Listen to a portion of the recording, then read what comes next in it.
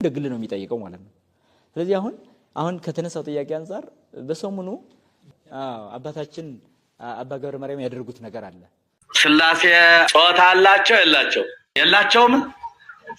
ያገር ያለ መብረቅ ማለት መምጣቱ ይሄ ማለት በምስጢረ ስላሴ ዙሪያ ላይ ህጸጽ የትምህርት ህጸጽ ተሰምቶ ነበረ። በዛ ላይ ህዝቡ ጮኸ። አትጮህ አይባልም። ህጸጽ ከታየ ግድ መጮህ ይኖራል።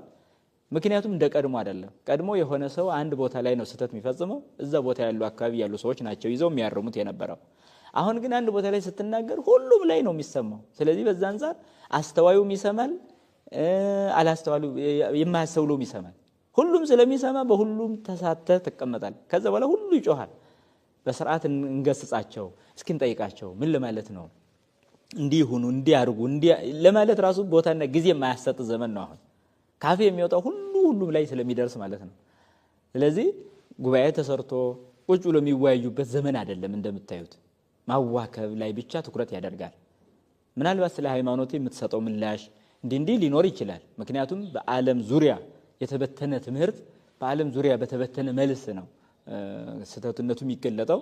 በዛ መልክ ሊፈጸም ይችላል። ሆኖም ግን በመካከል ላይ አንዳንድ ጊዜ እሳቸው ይሄንን አደረጉ ወይም አንድ ሰው ይሄን አደረገ ተብሎ ሲታሰብ ከዛ በላይ በሆነ በደል የምንጓዝ ሰዎችም አለን። ግን እውነት ቤተክርስቲያን ለመጠበቅ አይምሮን የሰው ልጅን አይምሮ ለመጠበቅ ስተትን ለማረም የሚደረጉ መልካም ንግግሮች እንዳሉ ሆኖ በጣም ሌላው ደግሞ ጋጠወጥ ንግግር የሚያስተላልፍ በጣም አንደበቱን ለዲያብሎስ የሚያከራይ በቃ ዝም ብሎ ዲያብሎስ አብሮ ከሱ ጋር ሆኖ ደግሞ የሚዘልፍባቸው ደግሞ ሰዎች አሉ።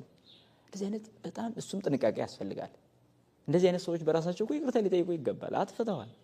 በቃ ሰውን ዝም ብለህ ዝልፍ አድርገህ መናገር በራሱ ብቻውን ትክክል አይደለም። የምትገስጽበት ጊዜ አለ፣ የምትዘልፍበት ጊዜ አለ፣ የምትመክርበት ጊዜ አለ። ምንም ቢሆን እንኳን መክረህ ገስጸህ ነው ልዘልፍ የምትችለው። እስከዛ ግን አይሄድም የኛ ዘመን። በቃ የዛን ሰው ሐሳብ ዳይጹን ህጻጹን ምኑን አይተም ጭምር አይደለም። ዝም ብሎ በአጉራ ዘለል የሚሰድቡም እንዳሉ ያው ይታወቃል። ዓለም ሁሉንም ሰብስቦ የያዘ ጉድ ስለሆነ ማለት ነው። እና በቅርቡ እሳቸው ባደረጉት ይቅርታ ጠየቁ። ጥሩ ነው። በቃ ይቅርታ አለመጠየቅ ነው ቤተክርስቲያን የሚያስጠይቅ እንጂ ይቅርታ መጠየቅ ስህተት ሆኖ አያውቅም። ከልቡ እውነት ተሳስቻለሁ በድያለሁ ብሎ ይቅርታ የጠየቀ ሰው ተጠያቂነት የለውም።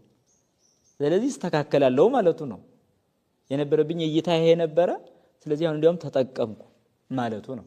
ይሄን በፍቅር መቀበል ደግሞ ከህዝቡ የሚጠበቅ ነው፣ ከሁሉም የሚጠበቅ ነው። ይሄንን ይቅርታ ወስደህ ግን በቃ አንገት ሰጣለሁ ያልከው ለዚህ ነው ወይ? በቃ ለጊዜው የተሰማቸው ይሄ ነበረ። ሌላ ሊሉ አይችሉም። በቃ ሰው ናቸው። ስለዚህ ሊሉ አይችሉም። ሌላም ነው ነገም በሚከሰቱ ነገሮች አንዳንድ ክፍተቶች ሁሉ ሰው በቃ ዝም ብሎ መዋከብና ራሱን መጉዳት የለበትም። በእርጋታ በሁኔታዎች ላይ ያለን እይታ ከራሳችን አንፃር ብቻ አይደለም ማየት ያለብን። ይሄ ህፃናዊ ጠባይ ነው። አንድ ነገር ስታይ ከራስ አንፃር ብቻ ማየት የለብህም። ከሌላው አንፃር ከእግዚአብሔር አንፃር ጭምር ነው ማየት ያለብን። ሌላውስ ምን ይላል? እግዚአብሔርስ ምን ይላል? እስከዚህ ድረስ ነው መሄድ ያለብን። ዳኛ አለን። እሱም እውነተኛ ዳኛ ነው። ስለዚህ የእሱም ቦታ አለው። አንድ ሰው ሲበድል እኮ እግዚአብሔርም ቦታ አለው። ሌላውም እና ይሄን ሁሉ አስገብተህ ነው የምታየው። ይሄን ሁሉ አስተውለህ ነው የምትመለከተው ማለት ነው። እና ይቅርታ ሲጠይቁ የሚነቅፉ ካሉ ይሄ በራሳቸው የተዋረዱ ናቸው።